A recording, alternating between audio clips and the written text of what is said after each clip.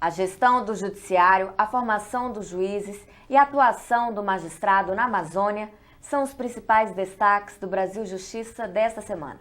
Para falar sobre esses assuntos, o nosso entrevistado é o presidente do Tribunal Regional Eleitoral de Roraima, desembargador Gussen de Miranda. Magistrado há 22 anos, ele é também o presidente da Associação dos Magistrados de Roraima. Dr. Gussen, muito obrigada pela sua presença aqui no programa da MB, o Brasil Justiça. Eu que agradeço, Renata, porque atravessar a linha do Equador para chegar nesse Planalto Central, para nós, é importante poder falar um pouco da nossa magistratura, da magistratura de atuação na nossa Amazônia. Dr. Gussen, o que deve ser feito para melhorar a gestão nos tribunais, já que é um tema bastante polêmico? Eu observo, Renata, que deve haver um planejamento. Você, em toda a atividade, você deve preparar, fazer um planejamento, executar com um controle efetivo, com uma boa direção disso aí. E quando surgirem algumas questões, você procurar ir corrigindo e fazer a melhor forma possível. Quando você fala em projetos numa gestão, não sempre envolve recursos financeiros. Você tem projetos de conscientização ambiental, outros projetos de conscientização, no caso eleitoral, na questão do voto consciente, essas coisas que não envolvem recursos financeiros. Então você precisa ter vários projetos. Quando assumi o TRE, nós assumimos demonstrando à sociedade da possibilidade de realizarmos 70 projetos. E nós, depois de definirmos esses projetos, realizamos todos um trabalho, definimos seus objetivos, tudo isso, a meta que nós precisamos alcançar, e você vai trabalhando em cima desse material. É assim que se faz. Então, o que se observa hoje é a necessidade de ter planejamento no judiciário para executar esses trabalhos em prol de um melhor serviço ao jurisdicionado. O magistrado, ele deve ter uma formação como gestor ou essa questão é irrelevante, na sua opinião? Deve. Nós não podemos aceitar que o magistrado, que ele tem uma formação de julgador. Nós não somos administradores. Então, há esse pequeno desacerto, vamos dizer, quando se chega a gerir um tribunal. Penso que o magistrado também deve ter uma formação como gestor, para ele compreender a administração como um todo, compreender a administração pública. Porque se você não tem essa compreensão dos controles existentes hoje, em termos de controle interno do órgão, controle interno pelos tribunais de conta, e hoje, mais ainda, com a lei de transparência. A sociedade deve conhecer o que está se fazendo, especialmente quando envolve recursos públicos. No nosso TRE de Roraima, no dia 5 de setembro passado, nós fizemos um workshop onde lançamos um fórum sobre transparência. Então, o cidadão, as pessoas de maneira geral, podem acessar o nosso site e acessar o link sobre transparência e acompanhar todos os projetos que nós temos lá, que envolvem recursos financeiros e os que não envolvem. Isso é importante. O gestor tem que compreender esses elementos, senão fica muito difícil você poder oferecer um melhor serviço ao jurisdicionado, às pessoas que realmente, como eu sempre digo, pagam o nosso salário, que é o povo, que é a sociedade. É verdade. O corpo técnico dos tribunais é preparado para gerir o judiciário? Também não, Renata. Porque as pessoas fazem um concurso, nível médio, nível superior normalmente, e fazem um concurso de maneira geral em termos de administração pública, sem uma formação. E o que acontece daí a importância das nossas escolas, do judiciário, tanto para servidor quanto para magistrado. Você não pode pegar uma pessoa sem nenhuma formação e colocar para trabalhar numa atividade essencialmente técnica como é a nossa. Então essas pessoas têm que ter uma formação. E um dos caminhos é a escola da magistratura, para servidor, para magistrado. O problema da gestão, ele é localizado ou é generalizado em termos do judiciário? Não é privilégio de Roraima, não é privilégio da Amazônia. É uma questão que a gente tem observado em termos de Brasil. Daí vamos dar o mérito ao Conselho Nacional de Justiça, ao CNJ. Após o CNJ, começou uma nova fase no Brasil. Esta é a verdadeira função do CNJ. Essa questão de orientação administrativa, de orientação de aplicação de recurso financeiro. O CNJ não foi criado para estar punindo o juiz. Isso não é função do CNJ. A função do CNJ é estar buscando uma orientação dessa questão administrativa, que é o grande problema que nós temos.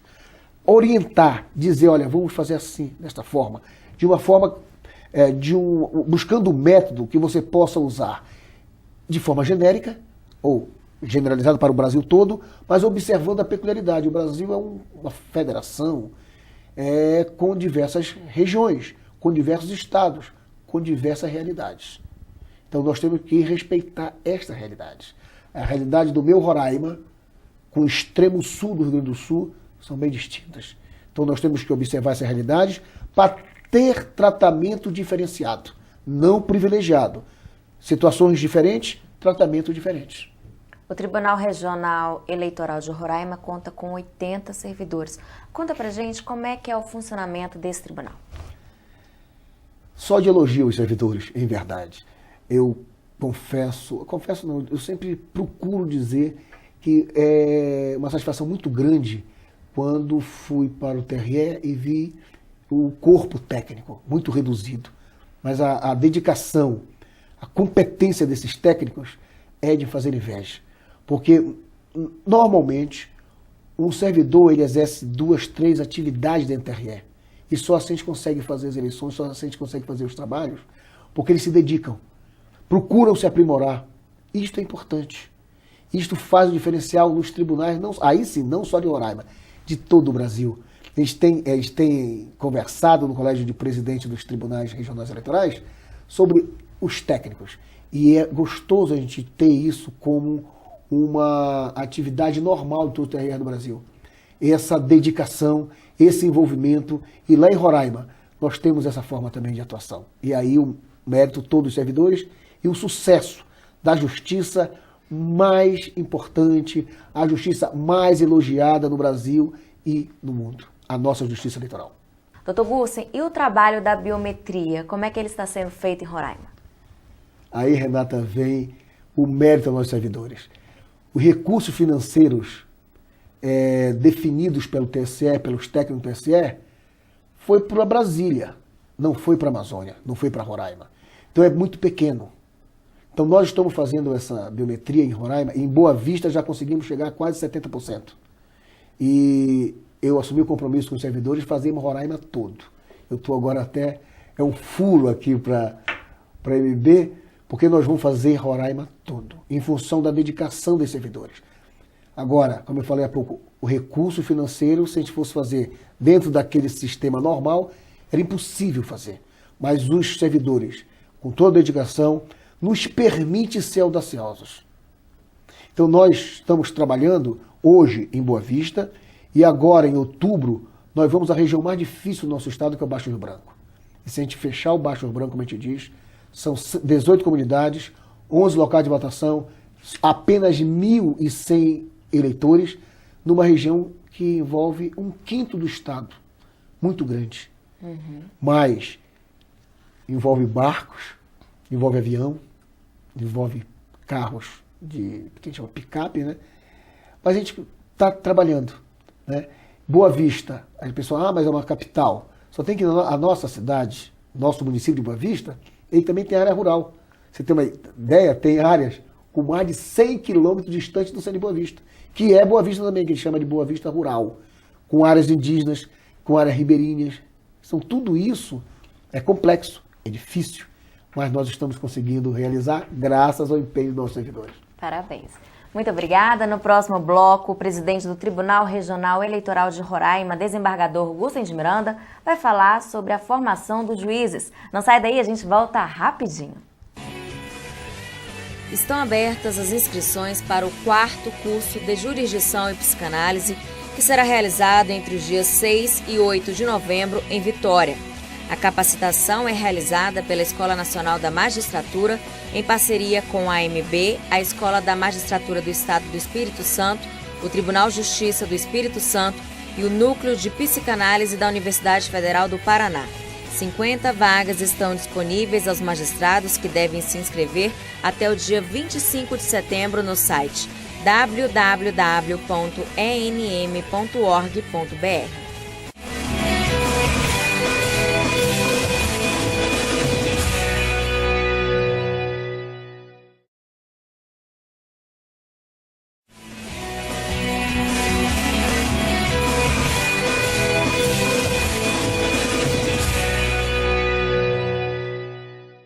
Estamos de volta com o programa da MB, o Brasil Justiça. No primeiro bloco, conversamos sobre a gestão do judiciário. Agora, o presidente do Tribunal Regional Eleitoral de Roraima, desembargador Gussen de Miranda, vai falar da formação dos juízes. Doutor Gussen, quais são os requisitos para ingressar na magistratura?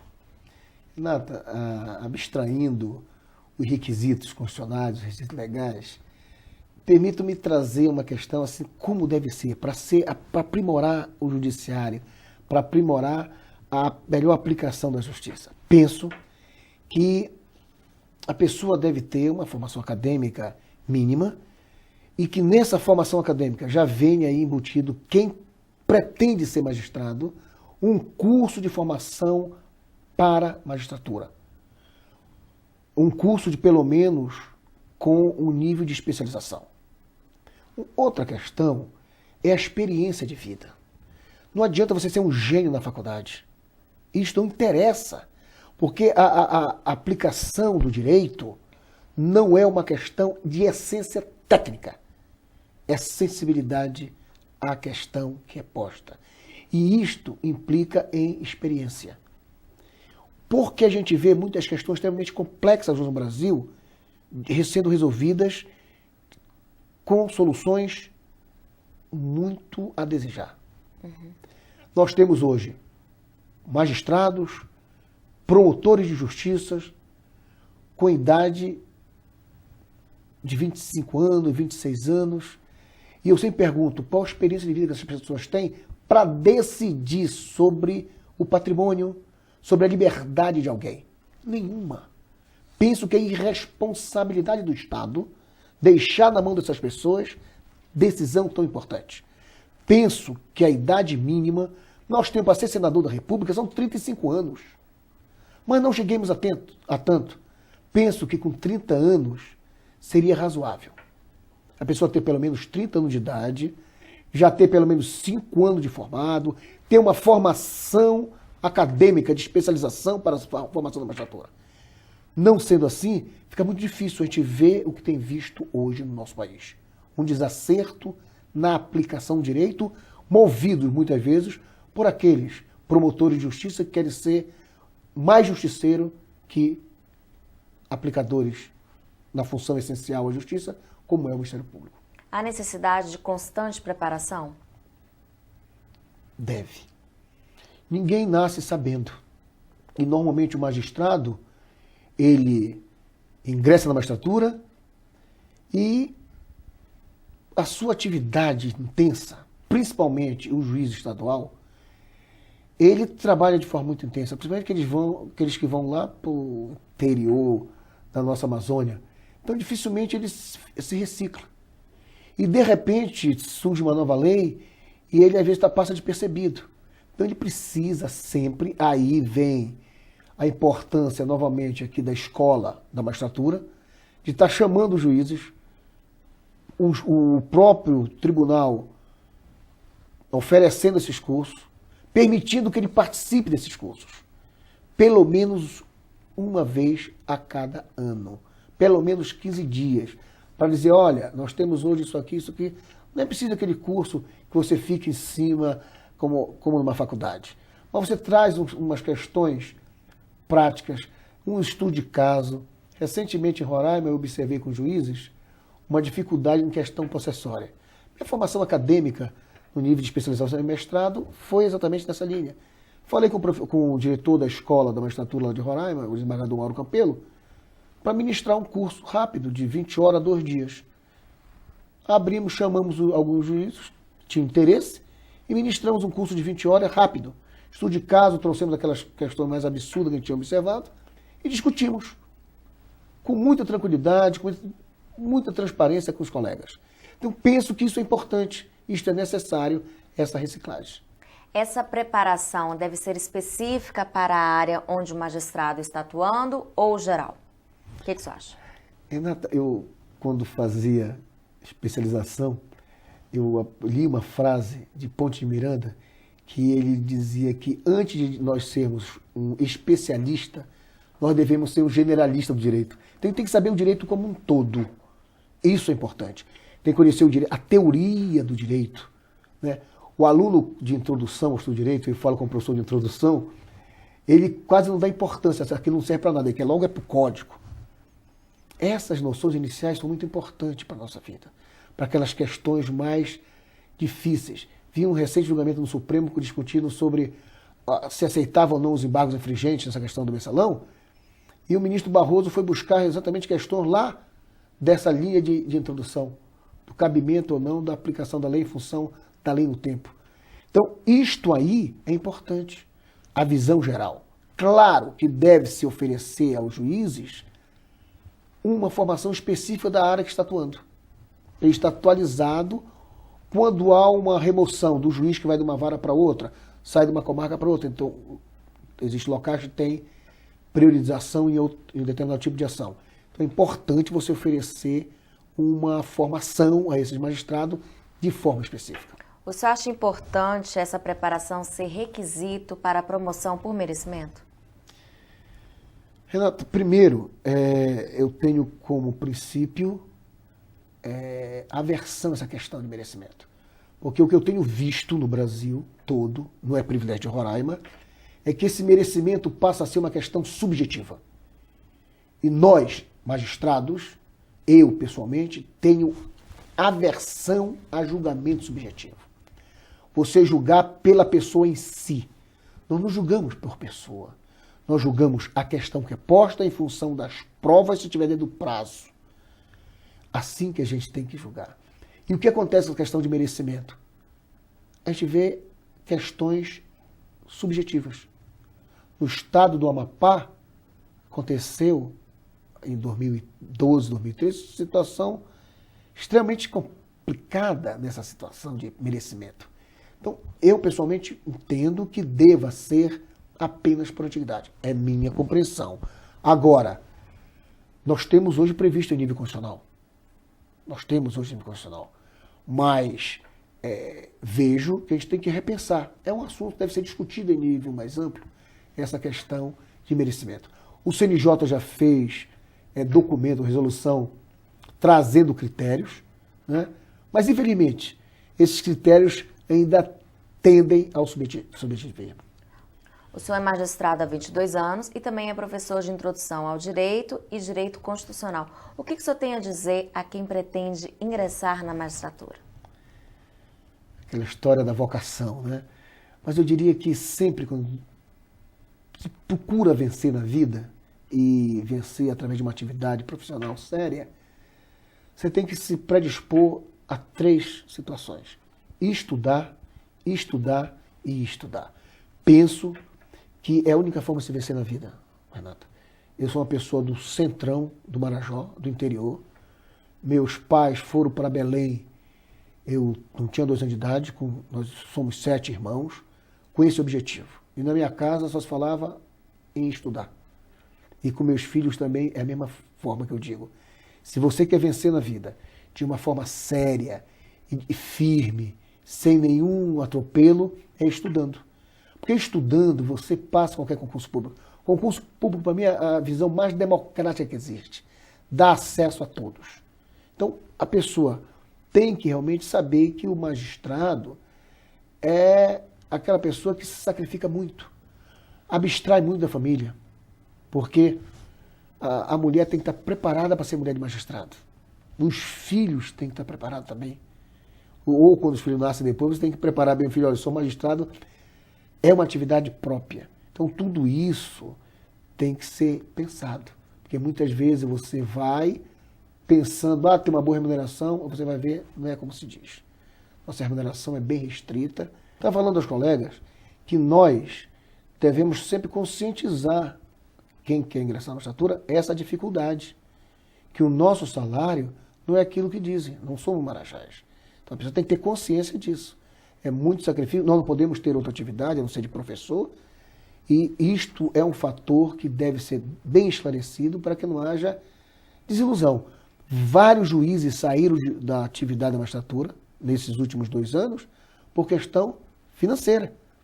Algumas pessoas, o fiscal de justiça deixou de assumir como magistrado porque é muito melhor, muito mais atrativo ser oficial de justiça. Então, outras atividades se tornaram muito mais atrativa. E a nossa, que é uma atividade de Estado, uma responsabilidade de Estado, ficou à margem, porque tanto dizerem que nós tínhamos um bom salário. Não é verdade. Muito obrigada. Mudando de assunto, a MB completou 64 anos no dia 10 de setembro.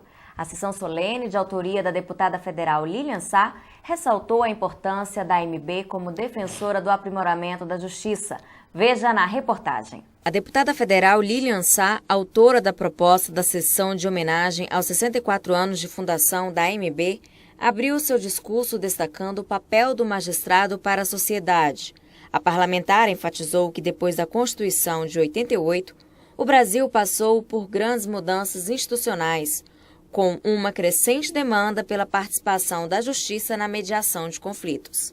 Nós precisamos ter um judiciário forte, porque uma democracia forte, ela só é forte com um judiciário forte. O povo precisa de justiça e o povo tem que acreditar na justiça. O presidente do MB, Nelson Calandra, se emocionou com os discursos dos deputados e relembrou diversas ocasiões em que ele e outros magistrados estiveram no Congresso Nacional para defender interesses da magistratura e também pedir mudanças na lei penal. Um momento muito importante, marcadamente pelas lutas encampadas pela MB, a PEC 261, que tramita agora aqui na Câmara, tratando de temas ligados à vitaliciedade da magistratura, direta já, e outros temas de interesse de todos nós. A solenidade foi acompanhada por dezenas de magistrados e parlamentares. Cada vez mais, nesses 64 anos da MB, nós temos que mostrar que é possível valorizar o juiz para que nós tenhamos um país melhor. E valorizar o juiz é reconhecer os direitos, garantias e prerrogativas do juiz. Essa sessão solene é o reconhecimento desse trabalho e principalmente do trabalho hoje levado à frente pelo desembargador Calandra, que leva a preocupação com a magistratura aos limites. No próximo bloco, o presidente do Tribunal Regional Eleitoral de Roraima, desembargador Gussen de Miranda, vai falar sobre a atuação do magistrado na Amazônia. Fique com a gente, o intervalo é rapidinho. Ser juiz no Paraná é ser brasileiro, é conviver com as influências do povo imigrante e com a cultura de gente de todos os estados do Brasil. Termina no dia 30 de setembro o prazo para as inscrições do 5º Encontro Nacional de Juízes Estaduais, o ENAGE, que este ano abordará o tema Magistrado Garantidor da Democracia. O evento vai ocorrer de 24 a 27 de outubro no Costão do Santinho, em Florianópolis. As inscrições devem ser realizadas no site www.amb.com.br/enage.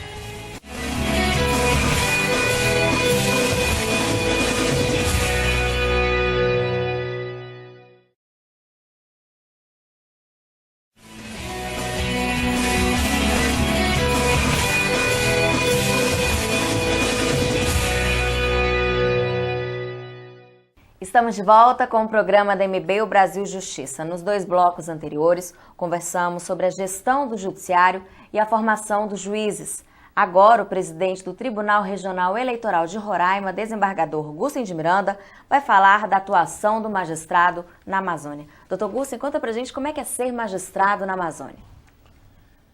É acreditar que você pode fazer algo pela população de uma região desassistida pelo poder central desde a ida de Dom Pedro I a Portugal. Então nós estamos numa região que a gente tem que fazer a diferença muito forte. E sempre digo o seguinte, às vezes as pessoas que vão de outros estados para a nossa região não compreendem a realidade amazônica. Então nós temos que estar preparados de acreditar que você pode fazer. E pode fazer porque aquelas pessoas esperam que a gente faça. E isso, para nós da Amazônia, é muito importante. Quais são os fatores mais complicados para os magistrados dessa região? Principalmente aos magistrados que vão para o interior da Amazônia. As distâncias são gigantescas. Eu digo sempre assim, a imensidão da Amazônia não é só da floresta, não é só da nossa bacia amazônica, mas é uma imensidão cultural muito grande. Então você observa aquelas comarcas longínquas, Tabatinga no Amazonas em relação a Manaus. São Gabriel da Cachoeira. Você tem comarca que você passa 5 dias para chegar de barco nessas comunidades. Vou trazer para Roraima. Nós temos uma zona eleitoral em Roraima que você sai de um município, vem a Boa Vista, para ir para a sede da zona, são 300 quilômetros. Então isso é muito difícil. Na zona que a gente chama Baixo Rio Branco, que pega o Rio Branco, pega o Rio Negro, sobe em vários rios, são distâncias imensas. Então, levar a justiça aí, esses fatores bem diversos, a gente tem que compreender isso. Então, o poder central, quando você fala em justiça para a Amazônia, tem que observar isso. Carro para a Amazônia, você não pode ter carro baixo, tem que ser picape, você diga assim, picape alta, porque as estradas normalmente não são asfaltadas. Porque quem faz o planejamento para a Amazônia é aquele que está aqui em Brasília, fazendo planejamento em redor a região sul-sudeste, que isso é outra realidade. As pessoas têm que conhecer mais o Brasil, conhecer a Amazônia e a sua adversidade natural. Como o magistrado vê o cidadão e como o cidadão vê a justiça na Amazônia? Olha, Renata, eu sempre chamo a atenção que na Amazônia nós temos aquele povo nativo, os índios, muitas comunidades indígenas. Na nossa Roraima, nós temos comunidades indígenas em torno de Boa Vista, né? Além dos nativos, dos índios, nós temos os ribeirinhos. São aqueles que primeiro chegaram e foram se estabelecendo às margens dos nossos rios. São os primeiros caminhos de penetração na nossa Amazônia antes do primeiro ciclo da borracha de 1872. Então essas pessoas chegaram, se estabeleceram. Então é um tipo de pessoa que vive uma família distante da outra. Então nós temos que compreender esta realidade dessas pessoas, tanto do índio quanto do ribeirinho. E depois, quando nós, magistrados, chegamos às comunidades, ele nos vê como Estado num todo. Então o doutor, o juiz, para eles, de muitas vezes, nós estamos levando também o apoio do doutor médico, do doutor tudo. Então é interessante, por isso que na Amazônia, os tribunais de lá adotam aquele sistema de justiça itinerante. Sai o magistrado com todo o aparato em barcos apropriados para isso, para dar aquela assistência ao ribeirinho, para assistência a comunidades indígenas, levando não só um trabalho da justiça, certidão de nascimento, carteira de identidade, CPF, carteira de trabalho, tudo isso, e leva muitas vezes, normalmente, o odontólogo, o médico para dar uma assistência. E isto é a realidade nossa. Você não pode chegar só você, porque às vezes até é uma desesperança. Porque o que acontece na Amazônia é a ausência do Estado, normalmente, nesses lugares longínquos. A ausência do Estado que eu falo de maneira geral. União, Estado-membro, município. Existe uma forma própria do magistrado aplicar o direito na Amazônia? Renato, eu tenho uma experiência quando fui convidado no Acre, em 1995, para oferecer uma fundamentação jurídica para a abertura da Estrada do Pacífico. Fui, certamente, chamado pelo governo federal devido à minha formação na área agrária, ambiental, fundiária, indígena, minerária. E observei que na Amazônia, normalmente aquelas questões, ela envolve outros fatores. E aí eu passei a chamar esta forma, essa sistemática jurídica de direito amazônico. Que nós temos que compreender na Amazônia toda uma visão própria da aplicação. Porque a questão indígena, ela não é só indígena, ela envolve a questão, muitas vezes, no caso de Roraima, minerária, ambiental, uma questão fundiária em si, ela também está trazendo todos os elementos. Então nós temos que ter esta compreensão da realidade amazônica para a aplicação do direito na nossa região. E é isso que eu chamo de direito amazônico, que é necessário. Aquele que atua na Amazônia, qualquer dos protagonistas jurídicos, tanto o magistrado quanto o membro do Ministério Público, o advogado, o defensor público, é esta visão da Amazônia do direito que nós chamamos de direito amazônico. Muito obrigada. Chegou a hora da gente conhecer no quadro Vida de Juiz um pouco da trajetória dos magistrados. Meu nome é Gilvan Veloso, eu sou do Estado de Alagoas, magistrado vinculado ao Tribunal de Justiça do Estado de Alagoas. Com muito orgulho, posso lhe dizer que sou magistrado, porque isso é inerente ao sonho desde garoto, por ter em nossa família pessoas, meu pai, por exemplo, que foi juiz, e demonstrou de toda a sua vida judicante demonstrando a importância do poder judiciário e a importância de ser juiz. Cada um de nós que almejamos esse cargo, precisamos ter em mente que somos humanos e que somos falíveis.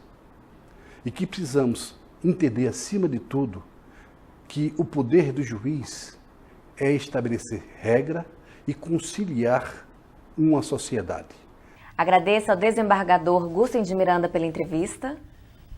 Nata, eu que agradeço, porque nós magistrados de Roraima, nós magistrados da Amazônia, tivemos a oportunidade de falar um pouco da nossa realidade da magistratura. O nosso programa termina aqui. Se você quiser participar, escreva para o nosso e-mail brasiljustiça@amb.com.br. Muito obrigada pela sua companhia e até o próximo.